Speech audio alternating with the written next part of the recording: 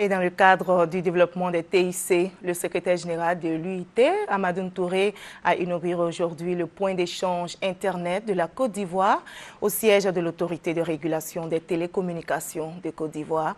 Cette cérémonie a été suivie du lancement du bon d'essai de l'IPv6, nouveau protocole Internet. Tout ceci devrait permettre un trafic Internet plus dense avec des débits Internet plus rapides en local et une meilleure qualité de service pour les populations. L'objectif des autorités en charge du secteur des TIC permettre à un plus grand nombre de personnes d'accéder à Internet. Et je vous le disais, l'Union internationale des télécommunications vient de reconnaître les efforts du gouvernement ivoirien pour le développement du secteur des TIC. Son secrétaire général, Amadoune Touré, qui est en visite officielle en Côte d'Ivoire depuis le mardi 1er octobre, est notre invité. Merci, M. Amadoune Touré, d'être avec nous sur ce plateau. Alors, on voit que vous avez inauguré le point d'échange Internet. On sait les avantages, mais quels sont les enjeux pour la Côte d'Ivoire? Vous savez, cela est une étape très importante dans la vie des technologies de l'information et de la communication pour la Côte d'Ivoire et pour l'Afrique tout entière, parce que cela donnera un avantage très particulier pour le transit du trafic. Désormais, un email envoyé de la Côte d'Ivoire ne va plus transiter par l'extérieur, ne va plus faire le tour du monde pour revenir ici si il est destiné à la consommation intérieure. Et donc cela se traduira par une augmentation de la qualité et une baisse substantielle des coûts de communication. Alors, vous pensez que la Côte d'Ivoire est sur la bonne voie pour bâtir une économie numérique?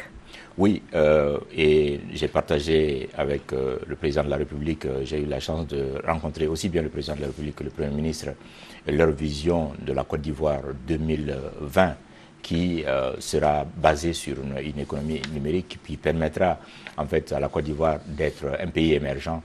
Et je crois que ce rêve est réalisable grâce aux efforts que le gouvernement est en train de mettre en place aujourd'hui dans le cadre de la politique générale des télécommunications et grâce aux efforts des opérateurs il y a un marché très vibrant ici, très dynamique en Côte d'Ivoire et nous avons déjà vu les premiers résultats en ce qui concerne la téléphonie mobile.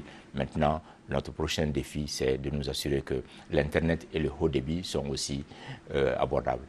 Alors, depuis que vous êtes à la tête de l'institution, je sais que votre second mandat, c'était en 2010. Vous avez été réélu à la tête de l'institution. Alors, après 7 ans, est-ce que vous avez l'impression d'avoir réussi quand pour beaucoup d'Africains, Internet est encore un mystère? Vous savez, j'ai lancé en 2007, lors de ma première année en tant que secrétaire général, l'initiative Connecter l'Afrique qui a fait la différence aujourd'hui.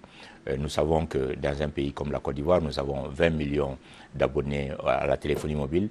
Et cela n'est pas très énorme. Dans le continent africain, nous avons eu le même genre d'investissement.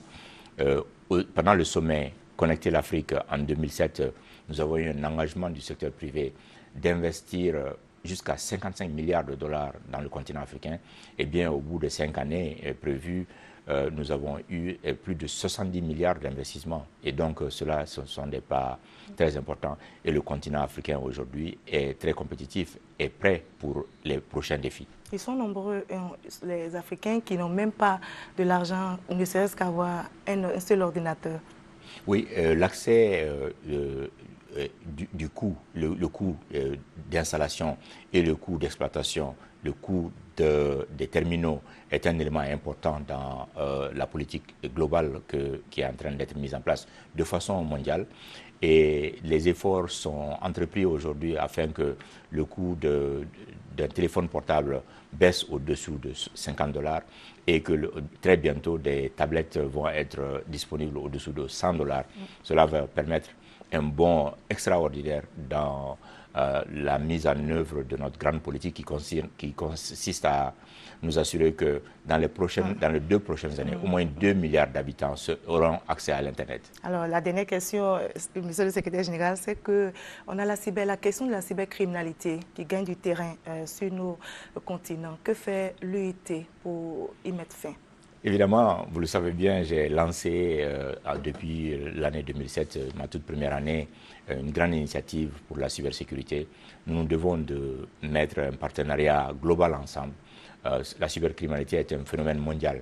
seule une solution mondiale peut nous amener à combattre ce phénomène-là. Mais tous mes efforts tendent à mettre en place une coalition mondiale, non seulement afin de pouvoir criminaliser le crime du point de vue législatif, avoir une préparation technique, ce qu'on a fait en Côte d'Ivoire ici, mais aussi former tous les participants, y compris les utilisateurs eux-mêmes. Merci beaucoup, M. Amadou Touré. Merci d'être passé sur ce plateau. Merci.